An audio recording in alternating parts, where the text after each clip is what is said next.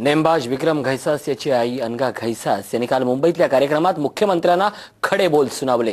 सरकारचं खेळाडूंविषयी असलेलं अनास्थेचं धोरण त्यांनी मांडलं, त्यामुळे सरकारचं पितळच उघडं पडलंय। नेमबाजीच्या वर्ल्ड चॅम्पियनशिप स्पर्धेआधी खेळाडूंना या धोरणामुळे सहन कराव्या लागलेल्या मनस्तापाचा परिणाम म्हणजे हा उद्रेक झाल्याची असल्याची प्रतिक्रिया अनघा घैसास यांनी व्यक्त केली आहे। देशांतर्गत स्पर्धांमध्ये चमकदार कामगिरी केल्यानंतर देशाचं नेतृत्व आंतरराष्ट्रीय स्तरावर करायला मिळणं ही प्रत्येक खेळाडूची आणि त्याच्या पालकांची इच्छा असते। जीवापाड प्रयत्न करून आंतरराष्ट्रीय स्पर्धांना पात्र ठरल्यानंतर केवळ सरकारच्या धोरणांमुळे जर ही संधी हिरावली जात असेल तर खेळाडूंचा आणि त्यांच्या पालकांचा संताप होणं साहजिक आहे। अनघा घैसास यांच्यासोबतही नेमकं हेच घडलं।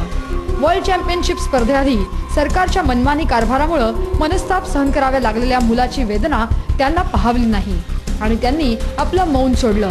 भविष्यातला त्रास लक्षात घेता या प्रकारावर मौन बाळगणाऱ्या खेळाडूंच्या मनाची घुसमट पाहून आपल्या भावना अनावर झाल्याचं त्यांनी सांगितलं। बेसिकली वर्षानुवर्ष आम्ही या गोष्टी भोगतोय, आमच्या आधीचे खेळाडू पण हे भोगत असतील की सरकारकडून कुठल्याही पद्धतीचा सपोर्ट मिळत नाही आणि सतत जाणं, भांडणं, वाद घालणं हे केल्याशिवाय कुठलीही मदत सरकारकडून कधीही मिळालेली नाही। सरकार दरबारी अर्ज करणं हा विषय आता लोकांना कंटाळा आलेला आहे, कारण खेळाडूंनी अर्ज करून सुद्धा काहीही परिणाम झालेला, फायली वर्षानुवर्ष त्यांच्याकडे राहिलेल्या हे आपण बघतो।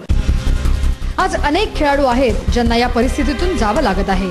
खेळाडूंचं हे दुःख त्यांच्या पालक आणि प्रशिक्षकांनाच माहीत असतं, पण भविष्यातले परिणाम पाहता हे खेळाडू मूग गिळून गप्प बसलेले असतात। पॉलिसीज पहले तो सिलेक्शन पॉलिसीज में बच्चों को बताया नहीं जाता कि स्पेस पे सिलेक्शन होगा, लेकिन लास्ट मोमेंट पे फिर पॉलिसीज़ के हिसाब से अगर सिलेक्शन हो भी जाए तो लास्ट मोमेंट पे इनके नाम काट दिए जाते हैं, तो उस टाइम पे हमें बहुत स्ट्रगल करना पड़ता है।